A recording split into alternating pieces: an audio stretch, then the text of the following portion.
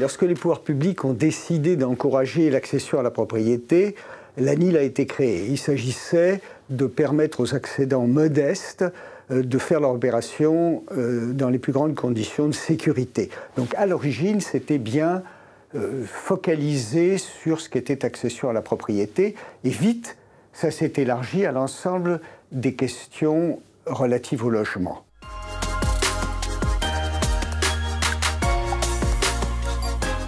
L'ANIL, c'est à la fois un expert en matière d'information logement, c'est une plateforme d'échange entre les différents acteurs, notamment compte tenu de la participation des différents acteurs dans les territoires à travers le réseau des ADIL.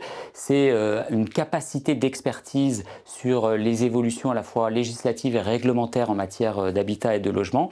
Et puis c'est enfin un thermomètre de la situation du logement dans notre pays et de sa capacité à observer les évolutions, à mesurer les demandes des propriétaires comme des locataires par exemple. Et on a vu ces dernières années une augmentation des consultations et donc avec des problématiques de plus en plus lourdes, qu'il s'agisse des rapports propriétaires-locataires, qu'il s'agisse de la prévention des expulsions ou qu'il s'agisse par exemple des besoins en matière de rénovation énergétique des logements. Eh bien l'ANIL, c'est tout ça à la fois, c'est cette capacité à observer, à mesurer, à évaluer et donc à proposer des évolutions.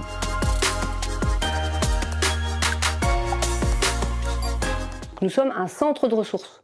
Nous produisons à la fois des outils, de la veille juridique, des études qui permettent d'éclairer les décideurs publics, notamment ceux qui sont en charge de la mise en place donc, des politiques logement.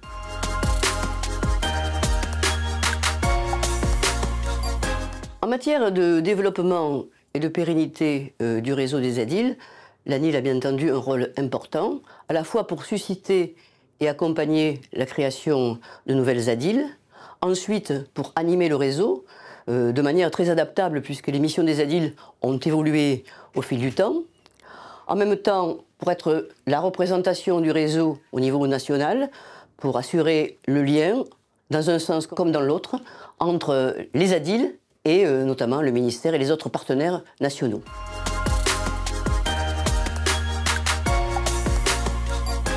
L'année 2025 est une année importante pour le réseau et l'ANIL en particulier. Nous fêtons nos 50 ans et nous allons faire le bilan de la feuille de route 2022-2025.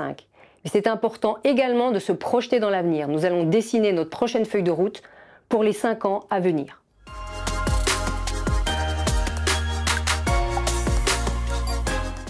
Il faut à la fois pour l'ANIL consolider son positionnement d'expert au service des décideurs publics. Il faut accompagner le réseau dans ses évolutions absolument indispensables en utilisant les outils numériques, en développant l'utilisation de l'intelligence artificielle. Et puis enfin, il faut renforcer encore, conforter la notoriété du réseau de l'ANIL et des ADIL pour en faire un outil au service du plaidoyer pour une politique du logement et de l'habitat qui réponde aux préoccupations de nos concitoyens.